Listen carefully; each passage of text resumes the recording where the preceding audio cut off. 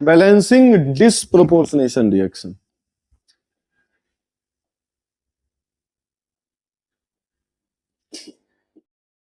किसी को पता है डिसप्रोपोर्शनेशन रिएक्शन कैसे बैलेंस करते हैं?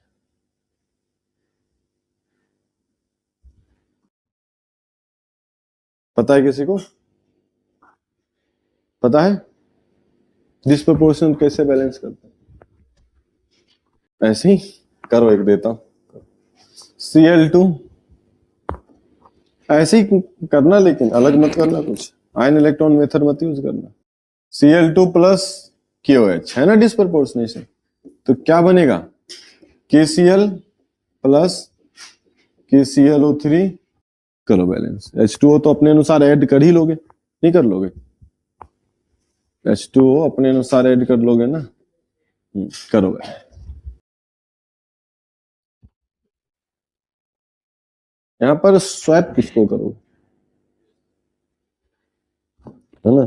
यही ऑक्सीडाइजिंग एजेंट है, यही रिड्यूसिंग एजेंट है ना? स्पेक्टेटर का एन फैक्टर बिना बैलेंसिंग के निकाल नहीं पाओगे, तो स्वैप किसको करो? देखो, इसमें इतना दिमाग लगाने की जरूरत नहीं है। इलेक्ट्रॉन बैलेंस कर सकते हैं, इलेक्ट्रॉन बैलेंस से भी कराते हैं, लेकिन इसका सिंपल ये है हमारा, हम लोग ऐसे करते हैं इसको कि डिसप्रपोर्शनेशन जब हो रहा हो तो यही ऑक्सीडाइजिंग एजेंट हो जाएगा, यही रिड्यूसिंग एजेंट हो जाएगा। तो इसके केस में क्या करो, इसका इन फैक्टर, मुश्किल काम है लेकिन निकाल तो लेते ही हम लोग, N1 N2 5/3 आता है, तुम लोगों को याद होगा। ठीक, इसका इन फैक्टर 0 से, इसका इन फैक्टर 0 से -1, तो इन फैक्टर क्या हो जाएगा 1, और ये 0 से +5, तो इन फैक्टर 5। तो एक पॉइंट बस दिमाग में रखना होता है कि डिसप्रपोर्शनेशन रिएक्शन को उल्टे साइड से बैलेंस करते हैं, बस हो गया। अरे यहां पर इसको स्वैप कर दो, 5-1। यही दिक्कत था ना। दिक्कत क्या था कि हमें ये नहीं पता कि ऑक्सीडाइजिंग एजेंट कौन है, रिड्यूसिंग एजेंट कौन है, यही दिक्कत था ना यहाँ पे। और एन फैक्टर फिर पता नहीं चल रहा था, स्वैप नहीं कर पा रहे, यहाँ पता चल गया। अब सब स्टेप वही है। कितना स्टेप कर चुके हो देखते देखते? 3। अरे 3 स्टेप तो कर लिए एन फैक्टर निकाल के स्वैप तक। चौथा स्टेप क्या था? अरे चौथा स्टेप क्या था? चार्ज करो, चार्ज बैलेंस। इधर चार्ज कितना है? 0, इधर चार्ज कितना है? 0। चौथा स्टेप को, अच्छा बैलेंस अदर एटम था तो बोलो ना भाई।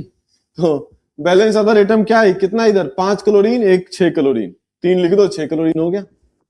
आ गया 3 क्लोरीन आ गया। और क्या था? पोटेशियम बैलेंस करो, कितना इधर?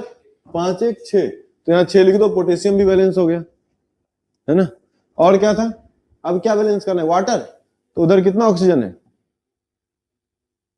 6। ऑक्सीजन 6, इधर 3 है, यहाँ 3 रख दो, सब बैलेंस हो गया। कुछ नहीं करना पड़ा। इलेक्ट्रॉन आयन, ऐसे जनरली इसको उसी से करते हैं, आयन इलेक्ट्रॉन मेथड से, लेकिन थोड़ा सा दिमाग लगाया पीछे से। समझ में आया कि नहीं आया? हो जाएगा। और दे डिसप्रपोर्शनेशन, डिसप्रपोर्शनेशन रिएक्शन को बैलेंस करना कठिन काम मानते हैं लोग। क्यों? क्योंकि आयन फैक्टर मेथड तो लगता नहीं है, तो वो तोड़ के करते हैं, है ना, कि जितना इलेक्ट्रॉन गेन किया उतना लूज करा, और इस तरह से। लेकिन अब हो जाएगा भाई। चलो एक नोट यहां पर लिख लो, एक नोट यहां पर लिख लो, थोड़ा सा जगह बच रहा होगा, लिख लो, balance it from reverse side. Disproportionation reaction में बस एक ही लाइन का कंसेप्ट है कि balance it from reverse side.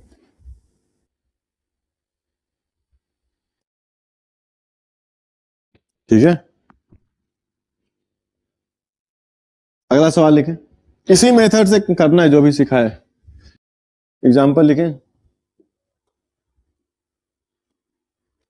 P4 plus NaOH, water में नहीं भी दूं तो तुम अपने अनुसार डाल ही लोगे, है ना?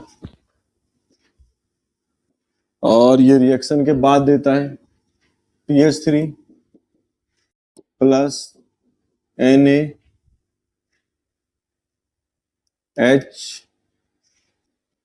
PO2, NaH2PO2 ऐसा है। हो गया सबका? नहीं हुआ? अच्छा, चल डिस्कस करें कि एक और दे दूं। एक और लिख लो अपने मन से, कौन सा लिखोगे? H3PO3 gives PS3 plus H3PO4। Disproportionation reaction का एक और एग्जांपल लिख लो, कोई भी सल्फर वाला लिख लो या H3PO3 लिख लो। H3PO3 on heating gives PS3 plus H3PO4। H3PO3 on heating gives H3PO4 plus PS3। लिख दूं क्या?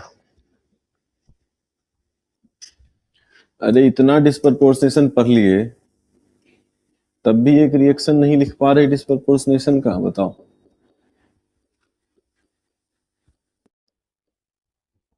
चलो तो यहां पर बताओ जरा, क्या बताओगे? एन फैक्टर ही तो बताओगे, इसको छोड़ो, जीरो बस बता दो, है ना। इधर का बताओ एन फैक्टर। जीरो से कहां आया ये?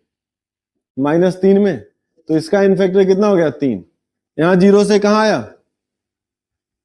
+1 में आया है शायद, हाँ +1 में, तो इसका एन फैक्टर कितना? 1। तो यहाँ 1, यहाँ 3, क्या हो गया? देखते ही देखते 3 स्टेप हो गया। चौथा स्टेप क्या था? Balance other atom. तो फास्फोरस इधर कितना है? 3 1 4, उधर है 4, ऑलरेडी बैलेंस्ड है। सोडियम कितना है? 3, तो यहाँ कितना रखना पड़ेगा? 3। सब बैलेंस हो गया। अब क्या बैलेंस करोगे? चार्ज। उधर भी नो चार्ज, इधर भी नो चार्ज, कोई दिक्कत ही नहीं। फिर क्या बैलेंस करोगे? ऑक्सीजन या हाइड्रोजन में से कोई एक बैलेंस कर दो, दूसरा अपने आप बैलेंस हो जाएगा। तो मैं ऑक्सीजन कर देता हूं। इधर ऑक्सीजन कितना है? 3 2 6। इधर कितना है? 3 3 खत्म। अरे ये तो नॉर्मल वाले से ज्यादा आसान है, पता है क्यों? चार्ज बैलेंस ही नहीं करना पड़ रहा है, चार्ज कहीं दिख ही नहीं रहा है। समझ में आ रहा है कि नहीं आ रहा? तो नॉर्मल रिडॉक्स बैलेंस करना ज्यादा डिफिकल्ट है, डिस्प्रपोर्शनेशन को बैलेंस करना आसान है।